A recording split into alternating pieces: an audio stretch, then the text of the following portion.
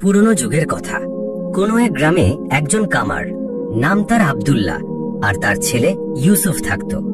একদিন ইউসুফ তার বাবার কাছে বলতে লাগলো, আব্বা আব্বা আমার জন্য একটা ছুরি বানাও, যার ধার খুব তীক্ষ্ণ হবে।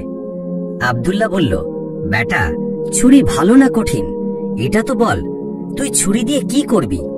ইউসুফ গোলমেলে জবাব দিল, বাস আব্বা, আমার ছুরি চাই।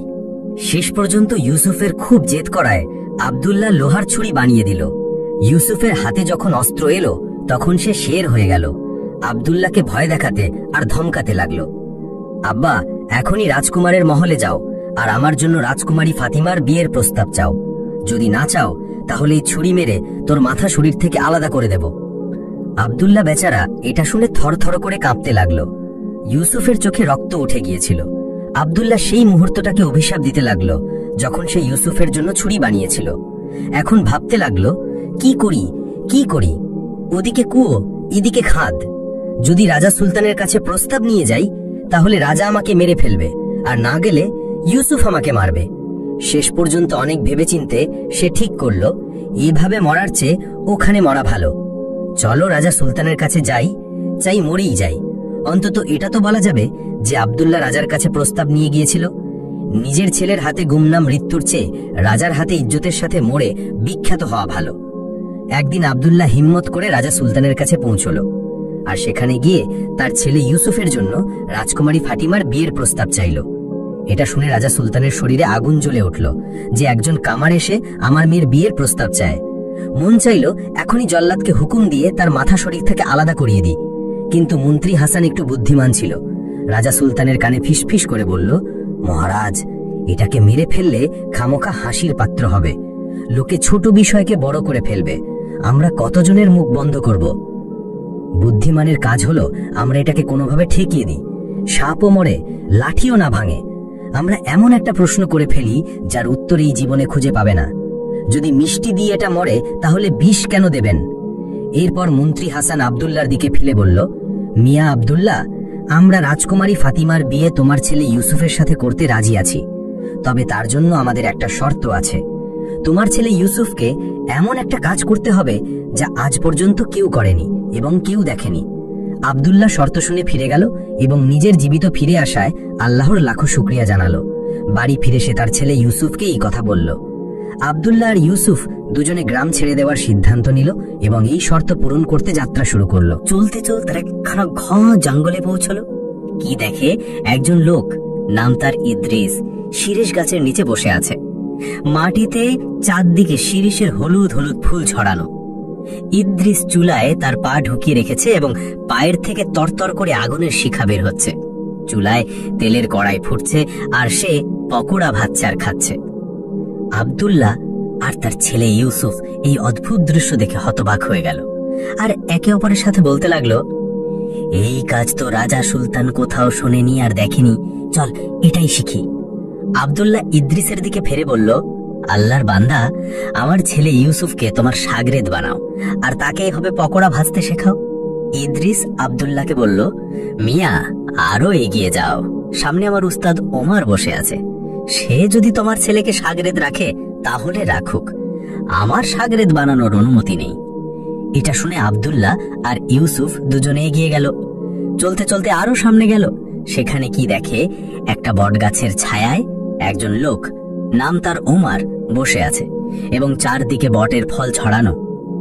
ওমরেরও চুলায় পা ঢোকানো আছে এবং পায়ের গোড়ালি থেকে তরতর করে আগুনের শিখা বের হচ্ছে। চুলায় ফুটন্ত তেলের কড়াই রাখা আর সে জিলাপি ভাজছে আর খাচ্ছে। আব্দুল্লাহ আর তার ছেলে ইউসুফ এই দৃশ্য দেখে একে অপরের সাথে বলতে লাগলো, এই কাজ তো আগের কাজের চেয়েও কঠিন, এই কাজ রাজা সুলতান কোথাও শোনেনি আর দেখেনি, চল এটাই শিখি। আব্দুল্লাহ ওমরের দিকে ফিরে বলল, আল্লাহর বান্দা, আমার ছেলে ইউসুফকে তোমার শাগরেদ বানাও, তাকে এভাবে জিলাপি ভাজতে শেখাও। ওমর বলল, মিয়া, আরো এগিয়ে যাও, সামনে আমার উস্তাদ জাফর বসে আছে, সে যদি তোমার ছেলেকে শাগরেদ রাখে তাহলে রাখুক, আমার শাগরেদ বানানোর অনুমতি নেই। এটা শুনে আব্দুল্লাহ আর ইউসুফ দুজনে আরো এগিয়ে গেল। চলতে চলতে আরেক জায়গায় পৌঁছালো। সেখানে কি দেখে, একজন লোক, নাম তার জাফর, বড়ই গাছের নিচে বসে আছে। মাটিতে মিষ্টি মিষ্টি বড়ই ছড়ানো। জাফরেরও চুলায় পা ঢোকানো আছে এবং পায়ের গোড়ালি থেকে তরতর করে আগুনের শিখা বের হচ্ছে। চুলায় ফুটন্ত তেলের কড়াই রাখা, আর সে গুড় বানিয়ে বানিয়ে খাচ্ছে। আব্দুল্লাহ আর তার ছেলে ইউসুফ এই দৃশ্য দেখে মনে মনে বলতে লাগলো, এই কাজ তো আগের কাজের চেয়েও বেশি কঠিন। এই কাজ রাজা সুলতান কোথাও শোনেনি আর দেখেনি। চল, এটাই শিখি। আব্দুল্লাহ জাফরের দিকে ফিরে বলল, আল্লাহর নেক বান্দা, আমার ছেলে ইউসুফকে তোমার শাগরেদ বানাও, তাকে এভাবে গুড় বানাতে শেখাও। জাফর বলল, ঠিক আছে, আমি তোমার ছেলেকে শাগরেদ বানিয়ে নিচ্ছি, তাকে আমার কাছে রেখে দিচ্ছে। এই নে চাবি, ওই সামনে একটা ঘর আছে, ঘরের দরজা খুলে তোমার ছেলেকে ঘরে বসিয়ে বাইরের থেকে দরজা বন্ধ করে দাও। আব্দুল্লাহ জাফরের নির্দেশ পালন করলো। ইউসুফকে ঘরে বন্ধ করে ফিরে যাওয়ার সময় জাফর আব্দুল্লাহর কাছ থেকে চাবি ফিরিয়ে নিল এবং বলল, এখন 1 বছর পর ফিরে আসিস। আব্দুল্লাহ চাবি দিয়ে বাড়ি ফিরে গেল। ওদিকে ইউসুফ ঘরে ক্ষুধার্ত তৃষ্ণার্ত হয়ে বসেছিল, অপেক্ষা করছিল কেউ এসে তার সাহায্য করবে, কিন্তু পুরো দিন পেরিয়ে গেল, কেউ তার সাহায্যে এলো না। যখন ইউসুফ ঘরের চারদিকে তাকালো, তখন তার রোমকূপ দাঁড়িয়ে গেল, রক্ত শুকিয়ে গেল। তার সামনে এক ভয়ঙ্কর দৃশ্য ছিল, ঘরের ভেতর চারদিকে মানুষের হাড় ছড়ানো। ইউসুফ ভাবল, জানি না আমার আগে কতজন এই মৃত্যুর ঘরে প্রাণ দিয়েছে, আমার অবস্থাও তাদের থেকে আলাদা হবে না। আমি আর আমার আব্বা ওই বাইরে বসা জাফরের ধোকায় পড়ে গেছি, এখন আমাকে ওই লোকদের মতো এখানে গুড়ালি ঘষে ঘষে মরতে হবে। একদিন আমার হাড়ও এই হাড়ের মতো ছড়িয়ে থাকবে। এটা ভেবে তার চোখে পানি এলো আর ফুপিয়ে কাঁদতে লাগলো। কাঁদতে কাঁদতে যখন মনের জ্বালা কমলো, তখন ঘরের এক কোণে গিয়ে বসলো। মনে বলল, যতক্ষণ শ্বাস ততক্ষণ আস। ইউসুফ মাটিতে পড়ে থাকা একটা বড় হাড় তুলল, যার মাথা ছুরির চেয়েও তীক্ষ্ণ আর ধারালো ছিল। সে দেয়াল খোঁড়া শুরু করলো, দেয়াল থেকে মাটি ঝরতে লাগলো আর ঝরতে লাগলো। অবশেষে রাত দিনের পরিশ্রম রং আনলো। দেয়ালে এত বড় গর্ত হলো যে একজন মানুষ তা দিয়ে বের হতে পারে। যখন ইউসুফ গর্ত দিয়ে বের হয়ে অন্য পাশে গেল, তখন কি দেখে, আরেকটা ঘর তার জন্য অপেক্ষা করছে। ঘরটা খুব সাজানো, দামি পর্দা ঝুলছে, ঘরে খুব দামি কার্পেট পাতা। জালির পর্দার পিছনে শ্বাস নেওয়ার শব্দ থেকে কোনো সুন্দর শরীরের অনুভূতি হচ্ছে। যখনই ইউসুফ পর্দা সরালো, তার চোখ খোলা থেকে খোলা রয়ে গেল। কি দেখে, এক গদরানো ফর্সা রঙের মালিক, খুব সুন্দরী এক মেয়ে, নাম তার আয়েশা, বিছানায় শুয়ে ঘুমাচ্ছে। যৌবনের ঘুমে শ্বাস নিতে নিতে তার শরীর সর্বদা নড়ছে। পাশ ফেরার কারণে কালো কালো লম্বা চুল তার শরীরে জড়িয়ে আছে। কিছুক্ষণ ইউসুফ চোখ ফাটিয়ে তাকে দেখতে থাকলো। এমন সময় আয়েশার চোখ খুলে গেল। প্রথমে আয়েশা নিজের ঘরে অপরিচিত ছেলেকে দেখে ভয় পেল, আর ইউসুফও ঘাবড়ে গেল যে আল্লাহ জানে এটা কি বিপদ। কিছুক্ষণ পর যখন দুজনেই শান্ত হলো, তখন আয়েশা বলল, কোনো ব্যাপার না, এসো আমার কাছে এসো, এখানে বিছানায় বসো, আর আমাকে বল তুই কে আর কিভাবে এখানে পৌঁছলি। এটা শুনে ইউসুফের সাহস বাড়ল। সে তার পুরো কাহিনী বলল। প্রথমে আয়েশা তাকে কিছু খাবার দিল, আর তারপর বলল, যে লোকটি বাইরে গুড় বানিয়ে খাচ্ছে আর যে তোকে ঘরে বন্ধ করেছে সে আমার বাপ জাফর। আমিও একজন জাদুকরি, তুই চিন্তা করিস না, আমি তোকে জাদু শেখাবো। আয়েশা তার বাপের চেয়ে দ্বিগুণ এগিয়েছিল। জাফর যদি 14 ধাপে থাকে, তাহলে আয়েশা ছিল 16 ধাপে। আয়েশা ইউসুফকে জাদু শেখানো শুরু করলো, আর তার পাশাপাশি তাকে নানা রকম ফল আর সুস্বাদু খাবার খাওয়াতো, সবচেয়ে ভালো পোশাক পরতে দিত। এভাবে 1 বছর কেটে গেল, কিন্তু আব্দুল্লাহ তার ছেলেকে নিতে এলো না। সে ভাবল, যতক্ষণ আমার ছেলে পূর্ণ জাদুকর না হবে, ততক্ষণ তাকে নিতে যাব না। এভাবে ইউসুফ সাহিরা আয়েশার কাছে জাদু শিখতে থাকলো, আর একদিন জাদুতে পারদর্শী হয়ে গেল। 2 বছর পর আব্দুল্লাহ ফিরে এলো। কি দেখে, জাফর তেমনই বড়ই গাছের নিচে বসে আছে, মাটিতে মিষ্টি মিষ্টি বড়ই ছড়ানো, আর সে তার পা চূড়ায় ঢুকিয়ে রেখেছে, পায়ের থেকে আগুনের শিখা বেরোচ্ছে, আর সে তেমনই গুড় বানিয়ে খাচ্ছে। আব্দুল্লাহ জিজ্ঞেস করলো, আল্লাহর বান্দা, আমার ছেলে ইউসুফ কোথায়? 2 বছর আগে আমি তাকে তোমার শাগির্দ হিসেবে রেখে গিয়েছিলাম। জাফর বলল, আমি তো 2 বছর ধরে এখানে বসে গুড় বানিয়ে খাচ্ছি, আমার ফুরসত হয়নি, আর আমি ওখানে গিয়ে দেখিনি। তুই নিজের হাতে তোর ছেলেকে ঘরে বন্ধ করে তালা লাগিয়ে গিয়েছিলি। এই নে চাবি, গিয়ে তোর ছেলেকে দেখে নে। আব্দুল্লাহ এটা শুনে তার মুখে হাওয়া উঠতে লাগলো। এক রং আসছে আর এক রং যাচ্ছে। এটা ভেবে যে 2 বছর পর ইউসুফের হাড়ি পাওয়া যাবে, নয়তো জীবিত পাওয়া অসম্ভব। গুড় খাওয়া জাফরকে মনে মনে গালি দিতে দিতে আব্দুল্লাহ দৌড়ে সেই ঘরের দিকে গেল আর তালায় চাবি ঘোরালো। আয়েশার কানে যখন চাবির শব্দ পড়লো, তখন সে ইউসুফকে বলতে লাগলো, যদি আমার বাপ জাফর হয় তাহলে আমাদের দুজনকেই মেরে ফেলবে, আর যদি তোর আব্বা আব্দুল্লাহ হয় তাহলে আমরা বেঁচে যাব। আব্দুল্লাহ দরজা খুলে ঘরে ঢুকলো, কিন্তু ঘর খালি। দেয়ালের গর্ত দিয়ে যখন অন্য ঘরে পৌঁছলো তখন কি দেখে, সামনে ঘরে মশালিতে এক সুন্দরী মেয়ে আয়েশা আর তার ছেলে ইউসুফ বসে আছে। মারার থেকে বাঁচানো বড়। নিজের ছেলেকে জীবিত দেখে আব্দুল্লাহর প্রাণে প্রাণ এলো। দৌড়ে ইউসুফকে বুকে জড়িয়ে ধরলো আর আল্লাহর লাখো লাখো শুকরিয়া জানালো। এরপর ইউসুফ তার আব্বার সাথে আয়েশার পরিচয় করিয়ে দিল। আসল সত্য জানার পর আব্দুল্লাহ কেঁপে গেল। সেই ইউসুফের প্রাণ বাঁচানোর জন্য আয়েশার কাছে কৃতজ্ঞতা জানালো। সেই সুন্দরী জাদুকরী আয়েশা বলতে লাগলো, এখন তোমাদের দুজনের বাঁচার একমাত্র উপায় হলো এই যে, হে আব্দুল্লাহ, তুই কাঁদতে কাঁদতে আর হাউমাউ করে আমার বাপ জাফরের কাছে যা আর তাকে বল আমার ছেলে ইউসুফ ক্ষুধায় তৃষ্ণায় মরে গেছে। তুই তাকে বাইরে বের করিসনি। এখন আমাকে অন্তত এই অনুমতি দে যে আমি তার হাড়গুলো কোনো কাপড়ে বেঁধে নিয়ে যাই, যাতে তার হাড়গুলো কবর দিতে পারি। আব্দুল্লাহ কাঁদতে কাঁদতে ঘর থেকে বের হলো। যেমন আয়েশা বুঝিয়েছিল তেমনই করলো। গুড় বানিয়ে খাওয়া জাফর বলল, হ্যাঁ হ্যাঁ, হাড়গুলো নিয়ে যা, আমি সেগুলো দিয়ে কি করব? আর জাফর হাড় নেওয়ার জন্য একটা বড় চাদরও দিয়ে দিল। আব্দুল্লাহ আবার ঘরে এলো আর ইউসুফের দেওয়া নির্দেশ অনুযায়ী তার ছেলেকে চাদরে লুকিয়ে ফেললো। যখন ইউসুফকে চাদরে লুকিয়ে কাঁধে তুলে বাইরে যাচ্ছিল তখন আয়েশা বলল, আমার একটা কথা মনে রাখিস, আমি তোর ছেলে ইউসুফকে যে জাদু শিখিয়েছি সেই জাদু দিয়ে পথে পথে কোথাও রোজগার শুরু করিস না। যদি পথে পথেই তুই ধনী হতে শুরু করিস তাহলে আমার বাপ জাফর জানতে পারবে আর তখন সে তোকে আর তোর ছেলেকে ছাড়বে না। সুন্দরী আয়েশা ঘরেই থেকে গেল। আব্দুল্লাহ আয়েশাকে বলল, বেটি, তুইও আমাদের সাথে চল, তোর নিষ্ঠুর আর জালিম বাপ জাফরের কাছ থেকে মুক্তি পা। কিন্তু আয়েশা রাজি হলো না আর বলতে লাগলো, এভাবে আমরা তিনজনই ধরা পড়ে যাব। আর তাছাড়া আমার জীবন মরণ এখানেই, এখান থেকে পালিয়ে আমি কোথায় যাব? আব্দুল্লাহ তার ছেলে ইউসুফকে কাপড়ে মুড়ে কাঁধে তুলে বাইরে বের হলো। সে চাবির গুচ্ছ দূরে জাফরের দিকে ছুড়ে দিল, যে তখনও বসে গুড় বানাচ্ছিল আর খাচ্ছিল। জাফর তার দিকে বেশি মনোযোগ দিল না, চাবি তুলে নিয়ে আবার নিজের কাজে ব্যস্ত হয়ে গেল। যখন আব্দুল্লাহ জাফর থেকে অনেক দূরে চলে এলো তখন সে কাঁধ থেকে নামালো। তারপর তার ছেলে ইউসুফকে চাদর থেকে বের করলো আর দুজনে আল্লাহর শুকরিয়া জানালো যে তাদের দুজনের প্রাণ বেঁচে গেছে। এরপর আব্দুল্লাহ আর ইউসুফ আবার যাত্রা শুরু করলো। তারা চলতে চলতে জঙ্গল থেকে বের হয়ে হুড়িয়ে ভুড়িয়ে ক্ষেতের মধ্যে পৌঁছলো। এক জায়গায় কি দেখে, একটা নাড়া চলছে, বলদ ঘুরছে আর কুয়ো থেকে পানি বের হচ্ছে। পাশেই এক জমিদার, নাম তার ইব্রাহিম, দাঁড়িয়ে আছে। ইউসুফ তার আব্বা আব্দুল্লাহকে বলল, আব্বা, আমি তোমাকে একটা জাদু দেখাই। আমি একটা মন্ত্র পড়ব আর বলদ হয়ে যাব, তুমি আমাকে জমিদার ইব্রাহিমের কাছে বেচে দিও। তবে মনে রাখিস, আমার রশি খুলে নিবি, ওটা সাথে দিবি না। ইউসুফ কিছু পড়ল আর বলদ হয়ে গেল। তারপর আব্দুল্লাহ আর ইউসুফ চলতে চলতে জমিদার ইব্রাহিমের কাছে পৌঁছল। ইব্রাহিম এমন সুন্দর আর স্বাস্থ্যবান বলদ দেখে বলল, বাবাজি, তুমি কি বলদটা বেচবে? আব্দুল্লাহ বলল, হ্যাঁ বেচব। ইব্রাহিম জিজ্ঞেস করল, কত নিবি? আব্দুল্লাহ বলল, 55 টাকা। ইব্রাহিমকে ভাবতে দেখে আব্দুল্লাহ বলল, আমার বলদ খুব ভালো, যদি বিশ্বাস না হয় তাহলে এটাকে হালে জুড়ে দেখে নাও। ইব্রাহিম বলদটাকে নাড়ায় জুড়ল।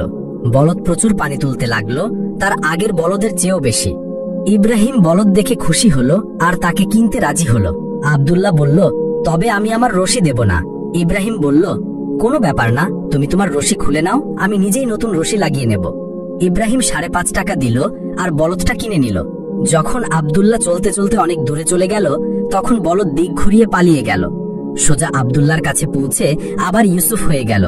ইব্রাহিম বেচারা হাতে লাঠি নিয়ে দৌড়ে দৌড়ে হাঁপাতে হাঁপাতে আব্দুল্লাহর কাছে এলো আর বলল, বাবা, তুমি আমার বলদটা দেখুনি? আব্দুল্লাহ বলল, বলদ তো আমি এইমাত্র তোমার হাতে দিয়ে এসেছি, বলদ কোথায়? বেচারা ইব্রাহিমের ভাবনায়ও আসতে পারেনি যে সেই বুড়ো আব্দুল্লাহর সাথে যে ছেলে ইউসুফ যাচ্ছে সেই তার পালানো বলদ। ইব্রাহিম ফিরে গেল। আব্দুল্লাহ আর তার ছেলে ইউসুফ আয়েশার দেওয়া নির্দেশ পালন করলো না আর পথে পথেই রোজগার শুরু করে দিল। এখন পথেই তাদের এর মাসুল দিতে হলো। জাফর জানতে পারল যে আব্দুল্লাহর ছেলে ইউসুফ জীবিত আছে আর তার কারাগার থেকে পালিয়েছে। আমার নিজের মেয়ে আয়েশাই তাকে পূর্ণ জাদু শিখিয়ে দিয়েছে। সত্যি ঘরের মেয়ে লঙ্কা ধ্বংস করে। জাফর এক বুড়ো লোকের রূপ ধরল আর তাদের আগেই পথে গিয়ে বসল। ইউসুফ যেহেতু আগে সফল হয়েছিল তাই সে আবার লোভ করলো আর এবার উঠ হওয়ার কথা ভাবলো। আব্বা, এবার তুমি আমার বদলে পুরো 9 টাকা চাইবা আর 1 টাকাও কম করবে না। আর মনে রাখিস, আমার সাথে নাকছাবি দেবে না। এটা বলে ইউসুফ মন্ত্র পড়ল আর ওঠ হয়ে গেল। আব্দুল্লাহ সেই উটের রশি ধরে ধরে চলতে চলতে জাফরের কাছে পৌঁছল, যে ফকিরের রূপে তাদের অপেক্ষায় ছিল। ফকির জাফর আব্দুল্লাহকে জিজ্ঞেস করল, বাবাজি, উটটা বেচবে? জাফর আব্দুল্লাহর মনের কথা বলে ফেলেছিল। সে খুশি হয়ে বলল, হ্যাঁ বেচবো। জাফর বলল, কত নিবি? আব্দুল্লাহ বলল, 9 টাকা। জাফর তৎক্ষণাৎ 9 টাকা বের করে আব্দুল্লাহর হাতে দিল। এখন আব্দুল্লাহর মনে পড়ল আর বলল, আমি উটের সাথে নাকছাবি দেব না। জাফরও জাদুঘর ছিল আর রহস্য জানত, নাকছাবির গোপনীয়তা আর গুরুত্ব সম্পর্কে ওয়াকিফ ছিল, আর বলল, আমি তোমাকে মুখে চাওয়া দাম দিয়েছি আর নাকছাবি উটের সাথেই কিনেছি, তাই নাকছাবি তোমাকে দিতে হবে। তাদের মধ্যে এত তর্ক আর এত তুতু ম্যামাই হলো যে পথ চলতি মুসাফিররা থেমে গেল, আর আশপাশের খেতে কাজ করা কৃষকরা দৌড়ে দৌড়ে এসে সেখানে জমা হলো। জাফর লোকেদের দিকে ফিরে বলল, লোকেরা, আল্লাহর কসম বলো, তোমরা কি কখনো শুনেছ যে কোনো জানোয়ার বিক্রি হয় আর বিক্রেতা জানোয়ার বেচার পর তার গলা থেকে রশি খুলে নেয়? দেখো দেখো, এই লোকটা আমাকে পুরো দামে উট বেচে এখন নাকছাবি ফেরত নেওয়ার জন্য ঝগড়া করছে। জাফরের কথায় ওজন ছিল। যখন লোকেরা দেখলো যে এই তুতু ম্যামাই নাকছাবির জন্য হচ্ছে, তখন সবাই আব্দুল্লাহকে মিথ্যাবাদী বলল। এত লোকের সামনে আব্দুল্লাহর পেশ গেল না, অনিচ্ছায় তাকে উটের সাথে জাফরের হাতে নাকছাবি দিতে হলো। জাফর যে জাদুকর ছিল আর নাকছাবির সত্য জানত, খুশিতে লাফাতে লাগলো। ইউসুফ এখন জাফরের কবজায় ছিল, কারণ এখন নাকছাবি জাফরের হাতে ছিল, আর তাই তার জন্য এখন আর এটা সম্ভব ছিল না যে সে আগের মতো মুক্ত হয়ে সেখান থেকে পালিয়ে যায়। কিন্তু ইউসুফও এখন আর সাধারণ ছেলে ছিল না। 2 বছর আয়েশার শাগির্দি করার পর সে একজন পূর্ণ জাদুঘর হয়ে গিয়েছিল। সে মন্ত্র পড়ল আর কবুতর হয়ে উড়ে গেল। জাফরের হাতে নাকছাবির অন্য প্রান্তটা ফট করে নিচে পড়ে গেল। সে পিছনে ফিরে তাকালো, কিন্তু উটের কোনো চিহ্ন ছিল না, আর নাকছাবি মাটিতে ঘষড়াচ্ছিল। এখন জাফরও মন্ত্র পড়ল আর বাজ হয়ে কবুতরের পিছনে লাগলো। কিন্তু ইউসুফও কম ছিল না, শেরের চেয়ে সাওয়া শের। কবুতর যখন নিচে ঝুঁকে তাকালো, গ্রামের কিছু মেয়ে ঝুঁকে পুকুর থেকে হাত ভরে কালো কালো চিকন মাটি তুলছিল, যাতে তাদের কাঁচা বাড়ি আর মেঝেতে লেপন করতে পারে। জাফর কবুতরকে ধরার আগেই ইউসুফ মন্ত্র পড়ে ব্যাং হয়ে পুকুরে ঝাঁপ দিল। এটা দেখে জাফর বক হয়ে গেল। পুকুরে নেমে ঠোঁট মেরে মেরে ব্যাং খুঁজতে লাগলো। গ্রামের এক সুন্দরী ফর্সা মেয়ে, নাম তার মরিয়াম, তার লম্বা লম্বা হাতে মাটি তুলছিল। ইউসুফ আবার মন্ত্র পড়ল আর ব্যাং থেকে আংটি হয়ে মরিয়ামের আঙুলে চলে গেল। জাফর, যে পাগলা ভক্ত ছিল, এখন তার ছোট আঙুল থেকে আংটি খোলা তো দূরের কথা, কিছুক্ষণ পর মেয়েরা মাটি বাসনে ভরে তাদের বাড়ির দিকে রওনা দিল। যেই মরিয়াম তার বাড়ি পৌঁছল, জাফর বক থেকে ফকির হয়ে গেল আর সদা দিতে দিতে তাদের বাড়িতে পৌঁছে গেল। মরিয়ম ছাঁকনিতে আটা নিয়ে দরজায় এলো। জাফর বলল, বেটি, আমি আটা নিতে আসিনি, আমি তো সেই আংটিটা নিতে এসেছি যেটা তোর ডান হাতের ছোট আঙ্গুলে আছে। এটা শুনে মরিয়মের রাগ হলো। তুই কে হস আমার কাছে ওই আংটি চাইতে? যখনই তর্ক মরিয়মের মায়ের কানে পৌঁছল, তখন সে, নাম তার খাদিজা, দরজায় এলো। যখন খাদিজা আসল ব্যাপার জানলো, তখন সে মরিয়মের উপর খুব রেগে গেল। খাদিজা ছিল সন্দেহপ্রবণ। মরিয়মকে বলতে লাগলো, তুই তো পুকুর থেকে মাটি আনতে গিয়েছিলে, এই ছোট আঙ্গুলে আংটি কোথা থেকে পরে এলি? বল, তোর কোন প্রেমিকে এই আংটি দিয়েছে? এটাকে এখনই খুলে ফেল। আয়, তোর বাবাকে নিয়ে আসি, সব বলবো। এর আগে যে তুই কোনো চাঁদে চড়িস, তোর হাত হলুদ করে দিচ্ছি। মরিয়ম বেচারি অদ্ভুত বিপদে পড়ে গেল। সে তার ছোট আঙুল থেকে আংটি খুলে ফেলে দিল। জাফর এই অপেক্ষায় ছিল আর আংটির উপর চোখ রেখে দাঁড়িয়েছিল। সে আংটি ধরতে হাত বাড়ালো। ইউসুফ আবার আংটি থেকে কবুতর হয়ে উড়ে গেল আর জাফর বাজ হয়ে তার পিছনে লাগলো। অবশেষে রাজা সুলতানের মহল এলো। দুজনে তার উপর দিয়ে উড়ছিল। রাজা সুলতান দরবার বসিয়ে বসেছিল। জাফর কবুতরকে ধরার আগেই ইউসুফ কবুতর থেকে সোনার তার হয়ে গেল আর রাজা সুলতানের মুকুটে গিয়ে পড়ল যে এখান থেকে বাজ আমাকে বের করতে পারবে না। জাফর আবার বাজ থেকে ফকির হয়ে গেল আর রাজা সুলতানের সামনে এসে সদা দিল। রাজা সুলতান বলল, মাং, কি মাংসিস? জাফর বলল, রাজা, তোর মুকুটের ভেতর যে সোনার তার আছে সেটা আমাকে দে। এটা শুনে রাজা সুলতান খুব অবাক হলো যে আমার মুকুটে সোনার তার কোথা থেকে এলো। এটা ভেবে সে এক হাত উপরে তুলল যে মুকুটে হাত ঢুকিয়ে দেখি তো। যেই রাজা সুলতান মুকুটে হাত ঢোকালো আর তার হাতে আসতেই ইউসুফ তসবি হয়ে ভেঙে গেল আর মাটিতে ছড়িয়ে পড়ল। জাফর তৎক্ষণাৎ মোরগ হয়ে সেগুলো খেতে লাগলো আর ইউসুফ দেখতে দেখতে মুক্ত থেকে বেড়াল হয়ে জাফরকে ধরে দমিয়ে দিল আর সেখানেই মেরে ফেলল। রাজা সুলতান হতবাক হয়ে এসব কিছু দেখছিল। বিস্ময় তার চোখ ফেটে যাচ্ছিল। এমন দৃশ্য রাজা সুলতান কখনো তার চোখে দেখেনি। ওদিকে জাফরকে মারার পর ইউসুফ তার আসল অবস্থায় ফিরে এলো আর এগিয়ে গিয়ে রাজা সুলতানের সামনে আদাব জানালো। রাজা সুলতান যে তখনও বিস্ময়ে ডুবেছিল, কষ্টে বলল, এসব কি ব্যাপার? ইউসুফ বলল, মহারাজ বলুন, আজ পর্যন্ত আপনি এসব দেখেছেন বা শুনেছেন? রাজা সুলতান বিস্ময়ে মুখে আঙ্গুল চেপে বলল, না, কখনো না। এরপর ইউসুফ বলল, মহারাজ, এখন আপনার সেই চুক্তি মনে করুন যে আপনি আমার আব্বা আব্দুল্লাহর সাথে করেছিলেন। আমি সেই কামারের ছেলে ইউসুফ। আমি এই দরবারে এত লোকের সামনে আপনার শর্ত পূরণ করেছি। এখন আপনি আপনার ওয়াদা পূরণ করুন আর আমাকে রাজকুমারী ফাতিমার বিয়ে দিন। রাজা সুলতানের কাছে আর কোনো উপায় ছিল না, তাকে বাধ্য হয়ে হ্যাঁ করতে হলো, আর তার মেয়ে ফাতিমার বিয়ে ইউসুফকে দিতে হলো। কয়েকদিন পর আব্দুল্লাহ তার ছেলে ইউসুফকে ঘোড়ায় সাজিয়ে বরযাত্রী নিয়ে রাজা সুলতানের মহলে এলো। ধুমধাম করে বিয়ে হলো। ইউসুফ রাজা সুলতানের জামাই হলো। যেহেতু রাজা সুলতানের কোনো ছেলে ছিল না, তাই রাজা সুলতান ইউসুফকেই তার উত্তরাধিকারী বানালো। কয়েক বছর পর যখন রাজা সুলতান মারা গেল, তখন ইউসুফ তখতের উপর বসলো আর খুব শান ও শওকতের সাথে রাজত্ব করতে লাগলো। প্রিয় দর্শক, আশা করি আজকের এই ভিডিওটি তোমাদের পছন্দ হয়েছে। যদি ভিডিওটি ভালো লেগে থাকে তাহলে কমেন্টে তোমাদের মতামত জানাবে। আমাদের চ্যানেলটি সাবস্ক্রাইব করো। ভিডিও দেখার জন্য অনেক অনেক ধন্যবাদ।